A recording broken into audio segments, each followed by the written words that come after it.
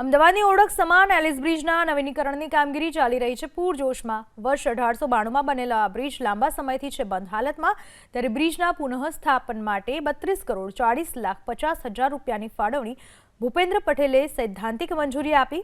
હાલમાં બ્રિજની કામગીરી પૂરજોશમાં ચાલી રહી છે।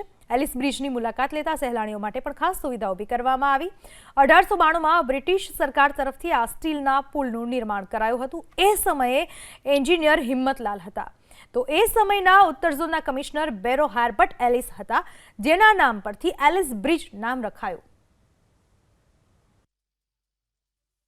સ્માર્ટ સિટી અમદાવાદ શહેરનો આઇકોનિક ગણાતા એવા એલિસ બ્રિજનું જે રિસ્ટોરેશનનું જે કામગીરી છે તે જોરશોરથી કરવામાં આવી રહી છે। ખાસ કરીને અમદાવાદને આ ઓળખ સમાન એલિસ બ્રિજ જે 1892માં આ બ્રિજ બનાવવામાં આવ્યો હતો, પરંતુ કેટલાય વર્ષોથી આ બ્રિજ છે તે બંધ હાલતમાં છે। ત્યારે ખાસ કરીને એએમસી દ્વારા અને ગુજરાતના મુખ્યમંત્રીએ પણ આજે એલિસ બ્રિજના માટે 32,40,50,000 રૂપિયાની જે ફાળવણી છે તે કરવામાં આવી છે, અને જે બ્રિજની જે કામગીરી છે તે જોરશોરથી શરૂ કરવામાં આવી દીધી છે। બ્રિજનું મજબૂતીકરણ હોય, સમારકામ હોય, તેને હાથ ધરવામાં આવ્યું છે, અને ખાસ કરીને અહીંયા આગળ એલિસ બ્રિજમાં સહેલાણીઓ આવી શકે, તે લોકો અહીંયા આગળ તેનો આનંદ માણી શકે, તેના માટે બેન્ચ મૂકવામાં આવશે, લાઇટિંગ કરવામાં આવશે। જોકે 1892માં બ્રિટિશ સરકાર દ્વારા આ સ્ટીલનો જે પુલનું જે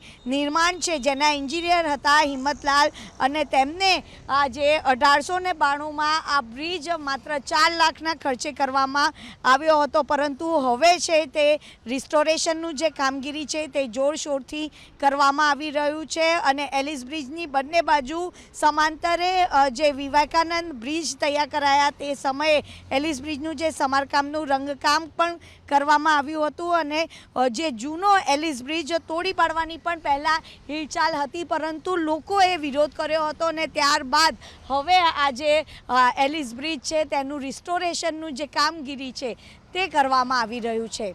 કેમેરામેન અજય પાંડે સાથે રાજલ બારોટ, એબીપી અસ્મિતા, અમદાવાદ।